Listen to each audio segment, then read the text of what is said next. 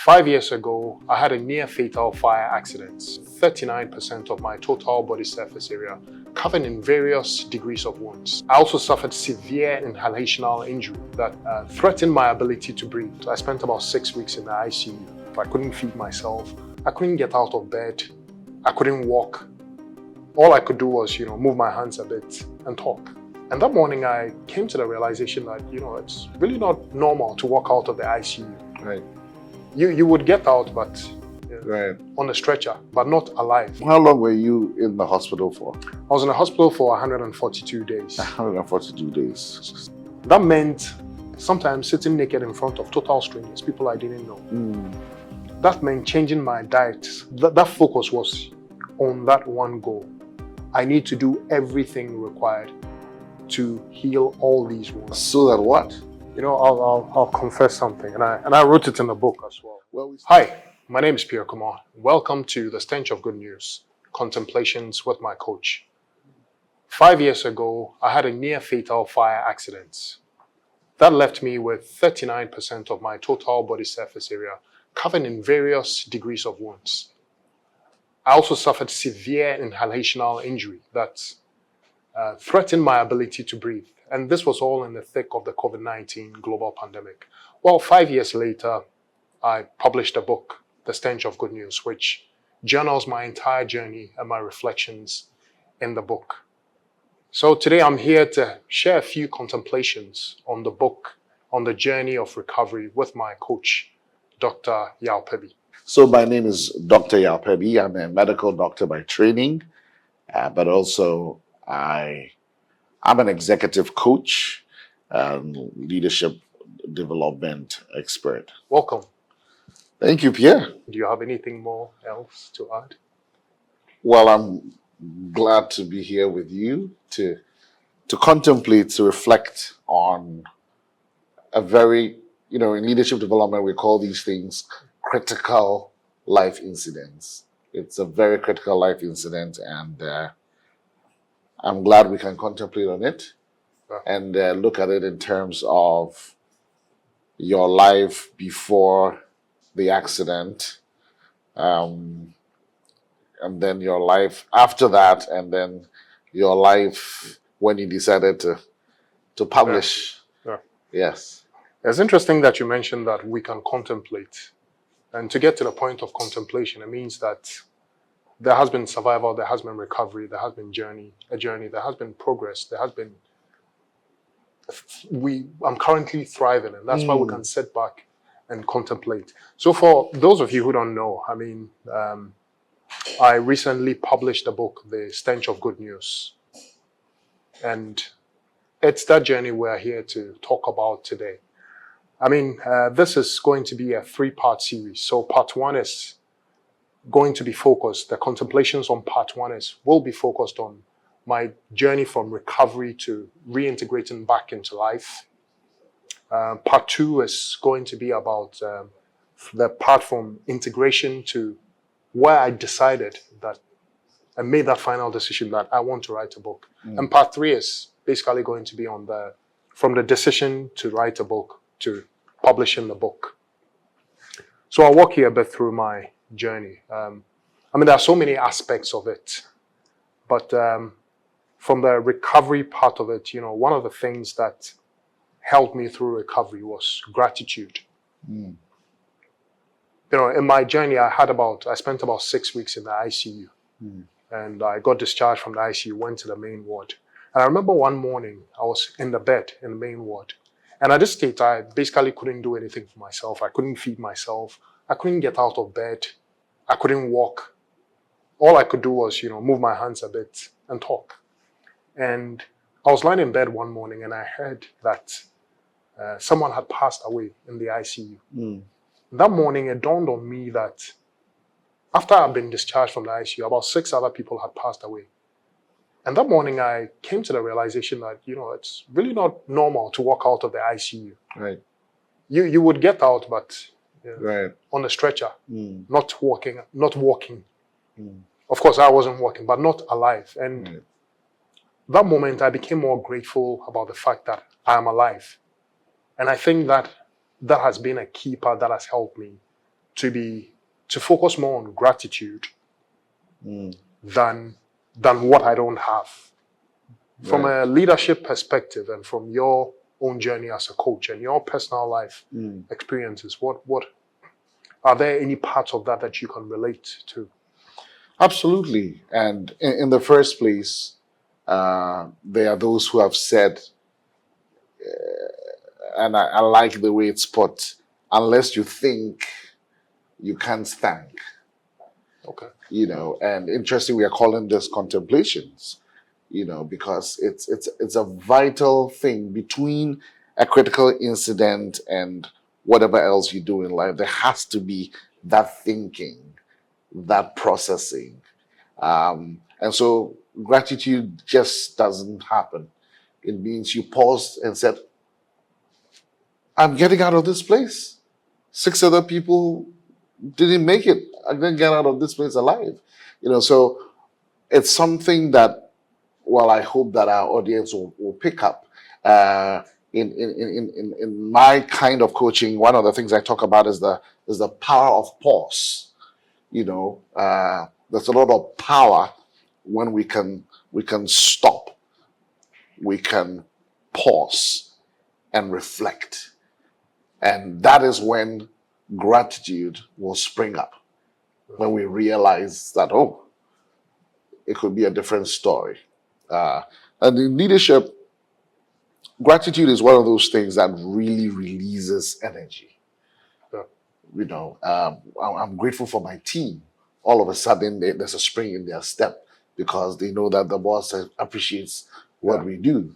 I'm grateful that we have resources. It's true that I like $1 million budget, but I'm grateful that I have a $350,000 budget. Gratitude has a way of releasing more resources, more energy, and helps us to see even possibilities. So yes, I won't be surprised that is one of the things that really propelled you into. Yeah, and it's interesting, as you talk about it more, and I just like to reiterate for everyone watching that at this time that I was grateful, I didn't have it all. Right.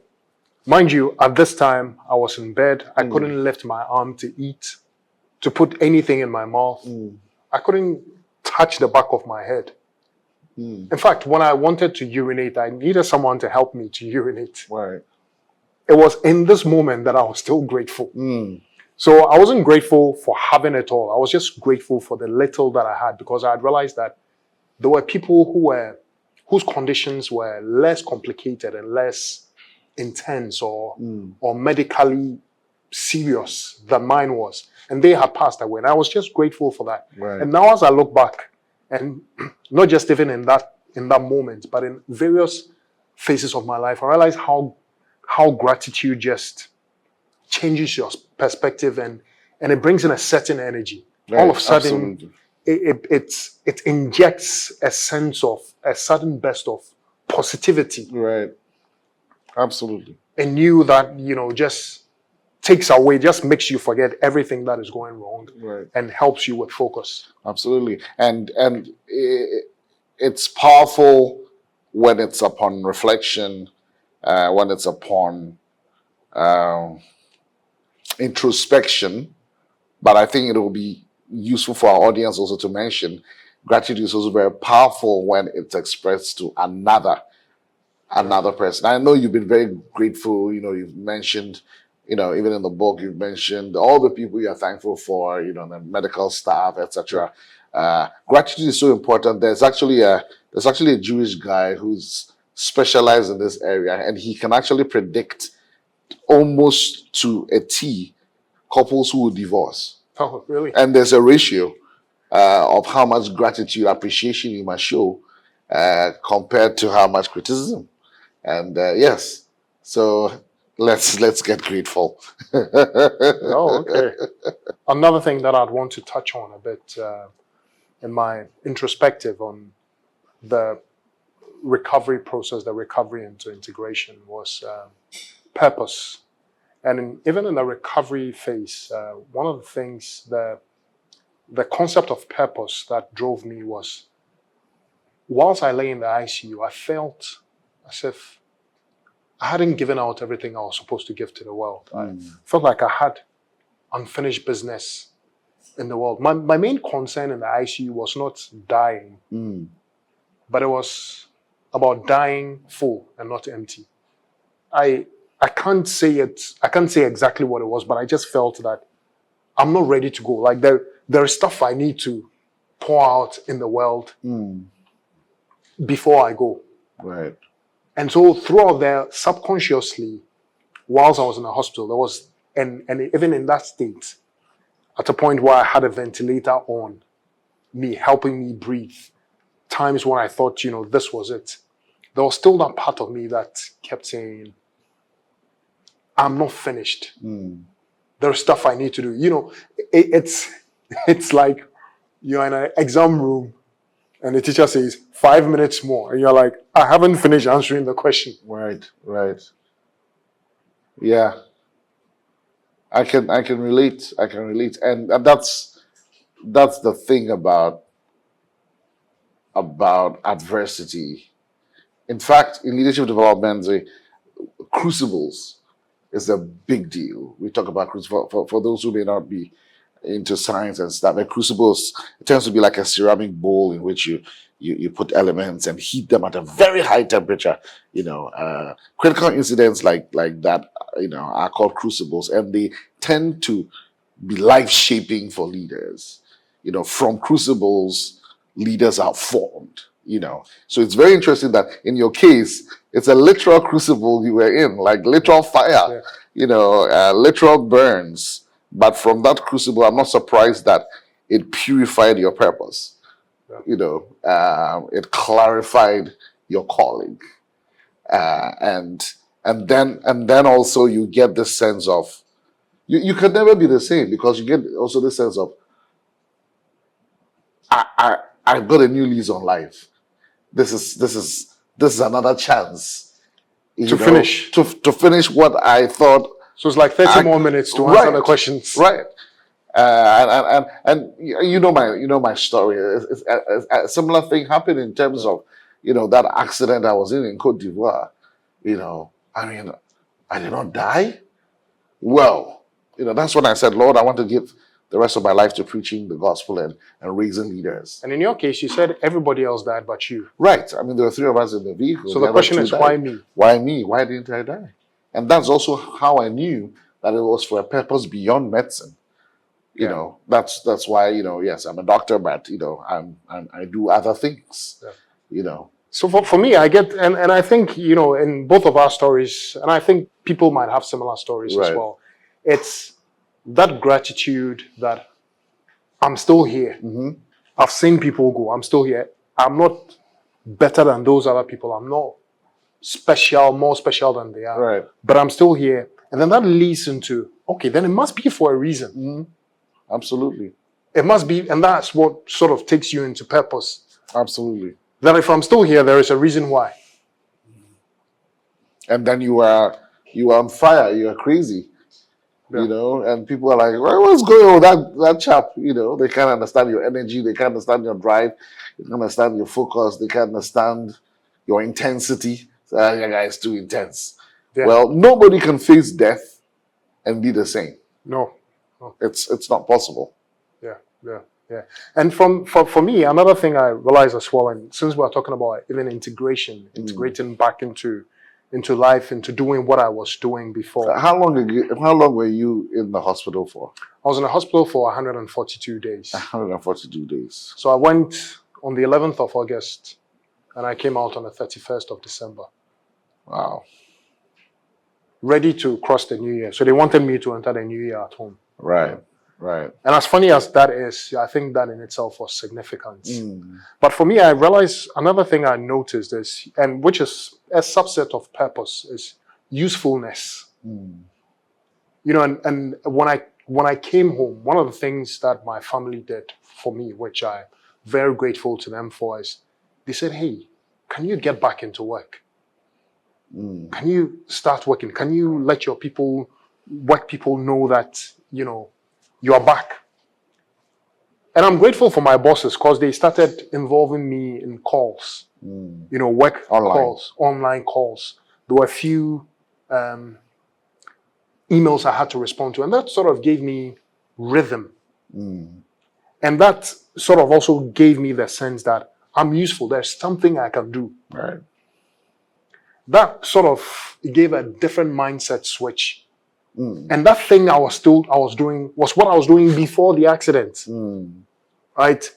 So it puts you in a state where subconsciously you're like, okay, I haven't lost anything. It's just like you went on a long break. Right. Except you're not as handsome as you were before. No, I'm not as handsome. I'm more handsome. I'm more handsome than I was. You know, so you're right in saying I'm not as, because it's much more these days. You know. Great. One more thing that helped me integrate is focus. Tell me about that. Focus.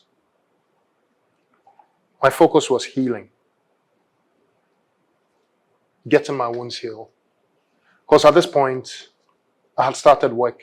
I was working part-time, and I split the other time with, going to the hospital, getting the wounds dressed. So mentally, the wounds were the only thing in my way of going back to work full-time and being useful to society. And the focus then was getting healed. So that meant going to the hospital 3 times a day. That meant sometimes sitting in front, naked in front. 3 times a week. All right. 3 times a week. Right. That meant sometimes sitting naked in front of total strangers, people I didn't know. That meant changing my diet. At some point, I had to eat boiled egg 3 times a day. And eggs are not my favorite meal. I mean, you can put so many things in front of me. But the power of focus made me do what I didn't want to do because I was focused on healing, getting all the wounds healed. And my focus was to overcome that obstacle that kept me from going back fully into life. That focus meant that I'd wake up in the morning, walk around the building, sometimes 50 times a day. That focus meant that I would eat 3 square meals a day. Right. That focus meant that I would eat 3 eggs a day. Right. Which I didn't like. But that's what that focus was on, that one goal. I need to do everything required to heal all these wounds, which were in my way from getting back into a real normal life that I had. Right, which goes back to purpose. Yeah. Right. So it's interesting that the 3 main things you've mentioned about from the burns to getting back, into reintegrating into life. We talked about gratitude. Yeah. We talked about purpose, and you just talked about focus.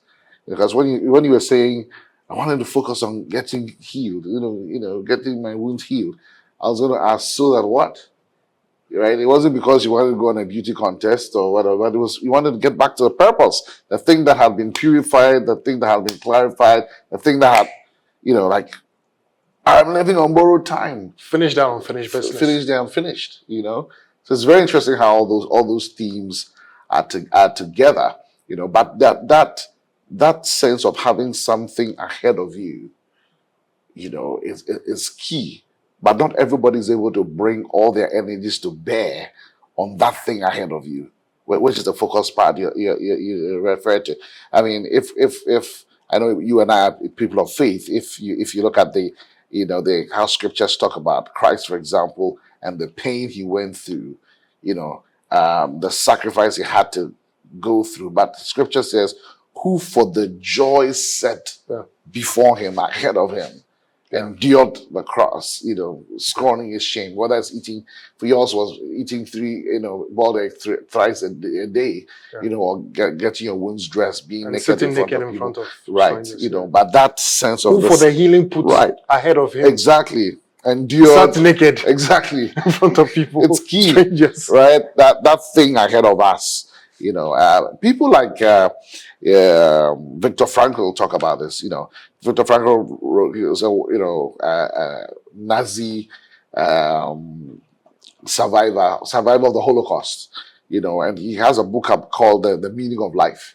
And one of the key things he talks about how the difference between those who made it, from these concentration camps and those who did not. We don't want to oversimplify it, of course, but he said one of the key things was those who had focus, those who had hope, those who had a sense of purpose, those who had a reason to leave this place. I can't wait to see my wife. I can't wait to hug my child, or whatever it is. Those people, in his estimation, survived.